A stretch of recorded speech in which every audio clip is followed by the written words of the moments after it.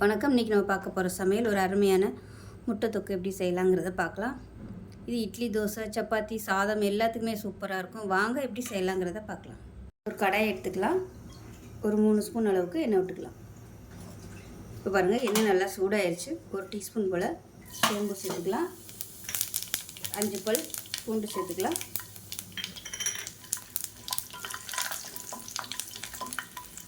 ஒரு கொத்து கருவேப்பிலை சேர்த்துக்கலாம். 100 கிராம் அளவுக்கு சின்ன வெங்காயம் முழுசாக அப்படியே சேர்த்துக்கலாம். இப்போ பாருங்கள், வெங்காயம் இந்த அளவுக்கு நல்லா கோல்டன் கலரில் வதங்கிடுச்சு. இப்போ இந்த ஸ்டேஜில் 200 கிராம் அளவுக்கு தக்காளி சேர்த்துக்கலாம். உப்பு சேர்த்துக்கலாம். 1/4 டீஸ்பூன் மஞ்சள்தூள் சேர்த்துக்கலாம். இது கூட ஒரு 1/2 டீஸ்பூன் போல் மிளகாத்தூள் சேர்த்துக்கலாம்.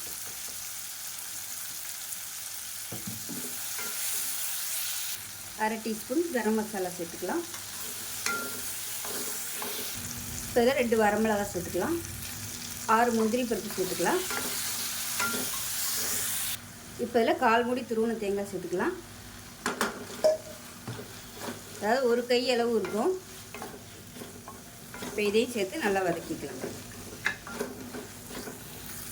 இப்போ பாருங்கள், நல்லா வதங்கிடுச்சு. ஆறட்டும். ஆறுனதுக்கப்புறமா மிக்ஸி ஜாரில் சேர்த்து நல்லா நைஸாக அரைச்சிட்டு பார்க்கலாம். தண்ணி ரொம்ப ஊற்றாமல் கொஞ்சம் நல்லா ஓரளவுக்கு கெட்டியாக அரைச்சிட்டு பார்க்கலாம். இப்போ நம்ம வதக்கின பேஸ்ட்டு ரெடியாக இருக்குது. நல்லா நைஸாக அரைச்சிக்கணும். இப்போ ஒரு குக்கர் எடுத்துக்கலாம். நான் வந்து இன்றைக்கி குக்கரில் வைக்கிறேன். நீங்கள் கடாயில் பண்ணுறதுனாலும் பண்ணிக்கலாம். இப்போ தேவையான அளவுக்கு எண்ணெய் சேர்த்துக்கலாம். இப்போ எண்ணெய் நல்லா சூடாகிடுச்சு. 1 டீஸ்பூன் போல் கடுகு சேர்த்துக்கலாம். இப்போ கடுகு வெடிக்க ஆரம்பிக்குது.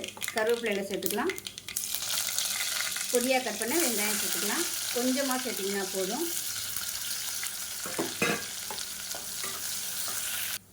இப்போ பாருங்கள், வெங்காயம் நல்லா கோல்டன் கலரில் வதங்கிடுச்சு. இதில் 1 டேபிள் ஸ்பூன் அளவுக்கு குழம்பு தூள் எடுத்துருக்கேன். தண்ணியில் கரைச்சிட்டு சேர்த்துக்கலாம். டைரெக்டாக சேர்த்தோம்னா டக்குன்னு கருகி போயிடும். அதனால் தண்ணியில் கரைச்சிட்டு சேர்த்திங்கன்னா டேஸ்ட்டு நல்லாயிருக்கும். இது நல்லா கொதிக்கட்டும். இப்போ பாருங்கள், நல்லா வத்திடுச்சு. இந்த ஸ்டேஜில் நம்ம அரைச்சி வச்சுருக்க பேஸ்ட்டை சேர்த்துக்கலாம். சேர்த்துட்டு இதையும் பச்சை வாசனை போக ஒரு 2 நிமிஷம் வதக்கி விட்டுக்கலாம்.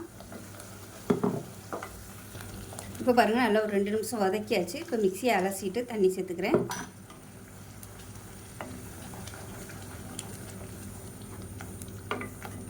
இப்போ இன்னும் கொஞ்சம் தண்ணி சேர்த்துக்கிறேன்.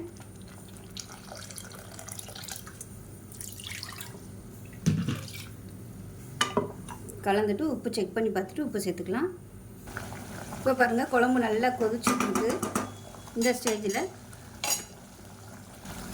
ஸ்டேஜில் ஒரு 8 முட்டை வேக விட்டு எடுத்து வச்சுருக்கேன். அதை அப்படியே இதில் சேர்த்துக்கலாம். நான் வந்து முழுசாக தான் அப்படியே சேர்த்துருக்கேன். நீங்கள் கட் பண்ணி சேர்க்குறதுனாலும் சேர்த்துக்கலாம், இல்லை 2ஆக கீறிட்டு சேர்க்குறதுனாலும் சேர்த்துக்கலாம். இப்போ குக்கரை மூடி வச்சிடலாம். மூடி வச்சுட்டு 2 விசில் விட்டுட்டு ஸ்டீம் போனதுக்கப்புறம் பார்க்கலாம்.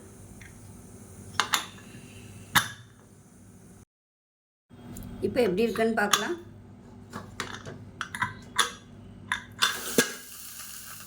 இப்போ பாருங்கள், சூப்பராக வந்துருச்சு. இந்த மாதிரி தான் இருக்கும். உங்களுக்கு இன்னும் கெட்டியாக வேணும்னா கொஞ்சம் வற்ற விட்டுக்கோங்க. இது ஆற இன்னுமே நல்லா கெட்டியாக வரும். இது இந்த குழம்பு பதத்துக்கு இருக்கிறதுனால சாதத்தில் ஊற்றி சாப்பிட்றதுக்கு நல்லாயிருக்கும். ரொம்பவும் தண்ணியாக இல்லாமல். மேலாப்பில் கொத்தமல்லியில் சேர்த்துக்கலாம். அவ்வளோதான், சூப்பரான ஒரு முட்டை கிரேவி ரெடி ஆயிடுச்சு. இட்லி, தோசை, சப்பாத்தி எல்லாத்துக்குமே அட்டகாசமாக இருக்கும்.